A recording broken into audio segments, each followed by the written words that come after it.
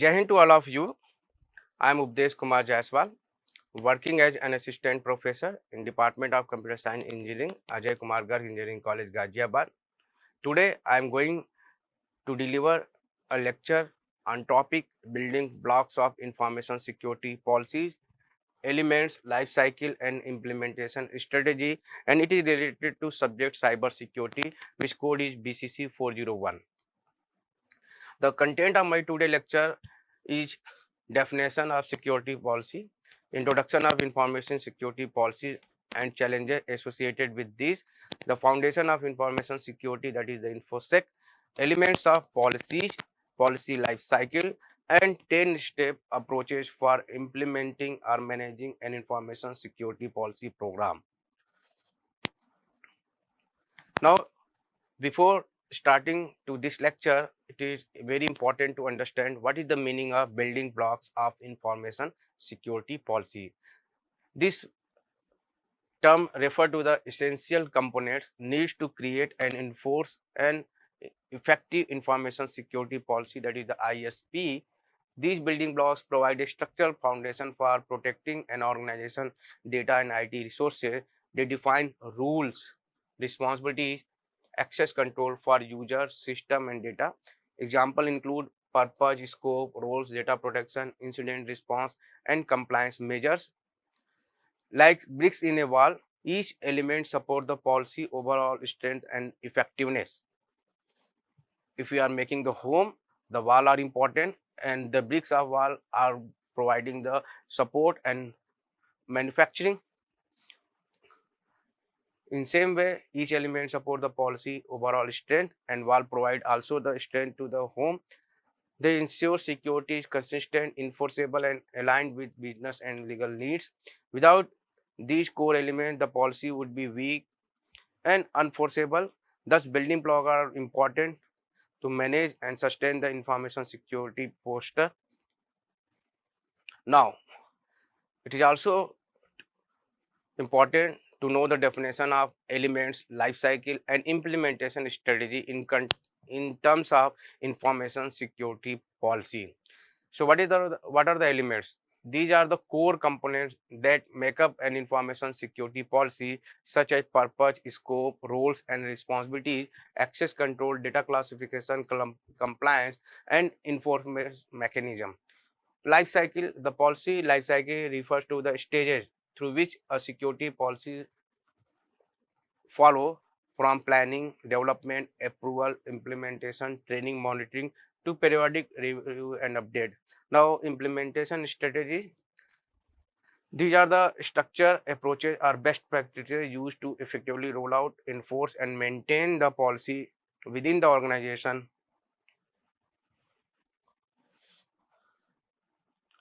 So we have covered the meaning of building blocks of information security policy, then definition of the elements, life cycle, and implementation strategy. Now we can easily understand what is security policy. Security policy is a definition of what it means to be secure for a system, organization, or other entity. For an organization, it addresses the constraint on behavior of its members as well as constraint imposed on adversary by mechanisms such as doors, locks, key, and walls.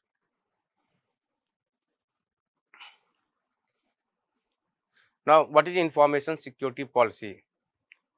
So, in short, it is called as the ISP is a set of rules that is handled by an organization to ensure that all users or network of the IT structure within the organization domain abide by the prescription regarding the security of data stored digitally within the boundaries the organization stretches its authority. The challenges: define security policies and standards, measure actual security against policy, report violation to policy, correct violation to confirm with policy, summarize policy compliance for the organization. So these are the 5 major challenges associated with this. Now, the foundation of IT security. When building IT and network security system, enterprises should build a steady foundation, study foundation with these 7 steps. The first is the role-based access control, then multi-factor authentication, allow application, patching and workarounds, network segmentation, system backups, and finally employee security education. So these are the components which are providing the infrastructure for the security policy. We can understand these things one by one. Multi-factor authentication, add extra layers of identity verification for basic for better access security. Role-based access control limits access to information based on user roles, minimizing insider threats. Patching and workarounds, Re- regular updates and fixes help close security vulnerability. Allow application, only approved application are permitted to run on the computer, so reducing the exposure for malicious software. System backups ensure data can be recovered in case of failure. Network segmentation helps in isolating different parts of the network to limit the speed of the threats. Implies security education, so user every employee should get the training how to use the computer. Consider the central piece include indicating its critical importance. Educated employees are often the first line of defense against the security breaches. If employees are educated, they know how to use the digital media, how to use the computer system, then it can prevent from the cyber attacks. So these are the important components. Now it is very important to know the definition of policies. High level statement that provide guidance to worker who must make present and future decision.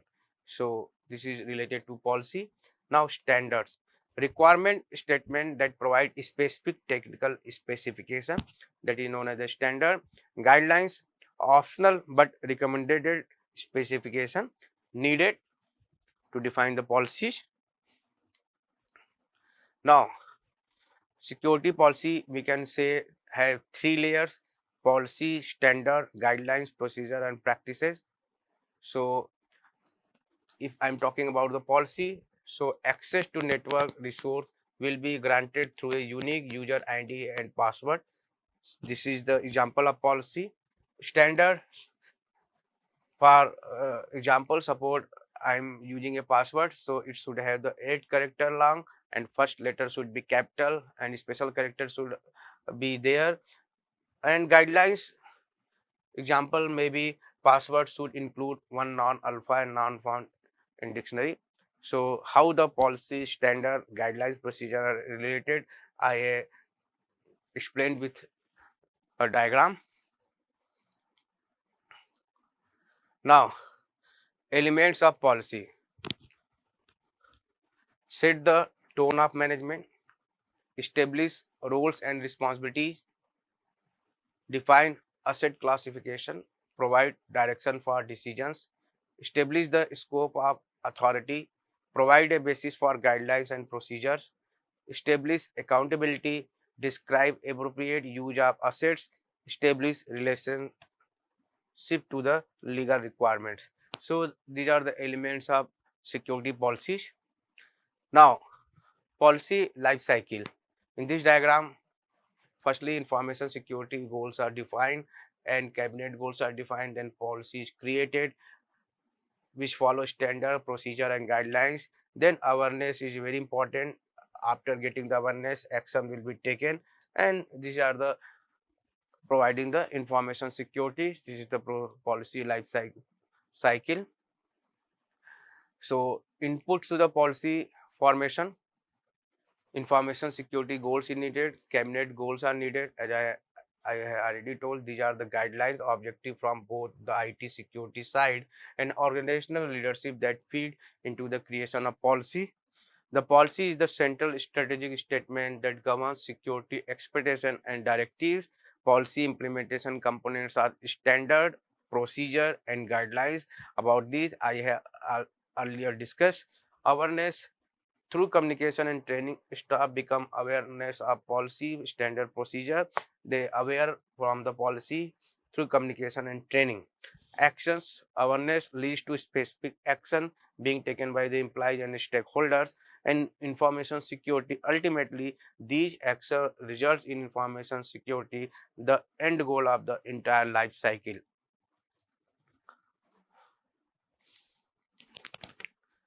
Now the 10-step approach.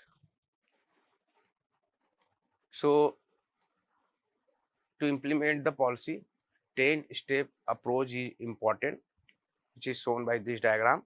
First is the collect background information. What are the basic information needed to make the policy? Perform a risk assessment. A risk is a potential danger that can be occurred, that cannot be occurred. But if it occurs, then it creates the problem. It has two characteristics: uncertainty and loss. So risk assessment is very important. Create a policy review panel. The team of members are created who can review the policy. Develop the information security plan. So planning is very important in case of any system development. So we should always develop a plan before going to next step. Develop information security policies. Then by using the cabinet member, basic core members, security policies are developed. Implement policies and standard. Then policies are implemented and standards are defined and documentation is done. After that, this policy standard will be given to everyone so that they follow this. So awareness and training are important. Monitor for compliance, evaluate effectiveness and modify policy. So this is the cyclic term, and after first step to 10th step it is repeated. So it is a repeatable process, cyclic process. So here are the steps listed in the image which I have shown. The steps are listed here: collect background information, perform risk assessment, create a policy review panel, develop the information security plan, develop information security policies, implement policies and standard, awareness and training, monitor for compliance, evaluate effectiveness and modify the policy. These are the steps. Now I am going to discuss each and every step one by one. Collect background information. What does it mean? Obtain existing policy. What are the current policy in the system? And after studying this policy, how we can improve this policy. Identify what level of control area are needed. So it is very important to know which area we have to control. All the areas are not necessary to control. The area which are very important and the significance value, those area can be covered. Identify who should write the policy: the team leader, project manager, the senior authority. The instruction given by that authority which will be obeyed by everyone. So it is important to identify who should write the policy. In step 1, backgrounds are collected related to information. So obtain existing policy, identify what levels of control are needed, identify who should write the policy. Now performance, the risk assessment. It is very important to know what is the risk. So I already told a risk is a potential danger which can be occurred, which cannot be occurred. But if it occurs, then it creates the problem, and it has the two features. It is uncertain, and if it occurs, then it provides the losses. So justify the policy with risk assessment. Uh, Firstly, we should identify all the risks, and we should do the priority of those risks and which risk should be handled firstly. It is defined by the risk assessment. So identify the critical function, identify the critical processes, identify the critical area, assess the vulnerability. Now create a policy review board. So to develop the policy process, a review board is very important, which can check what are the going on in the documentation and what are the right rule, what is the wrong rule, what is the right policy, what is the wrong policy, which policy is needed by the employee, which policy is not needed by the, which policy is important and which policy is not important. These are the decided by the review board members. So write the initial draft, send the review board for comments, and then on the basis of those comments, review board provides his feedback, incorporate comments. So what are the comments given by the review team? It should be incorporated, that can be solved. Resolve issue face to face. Face to face meeting is performed to solve the problem. Submit draft policy to cabinet for approval, and then after the reviewing team, it should be given to the cabinet for the approving the policy. Develop the information security plan. Firstly, we should define the goals. On the basis of those goals, roles of the person, roles of the employee are defined, who and what he will do. Define responsibilities, who will do, when he will do, how will he do. These are the responsibility definition. Notify the user community as to the direction.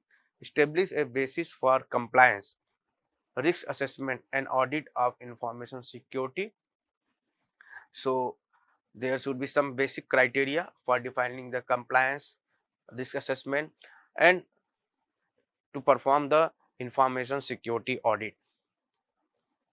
Develop information security policies, standard and guidelines.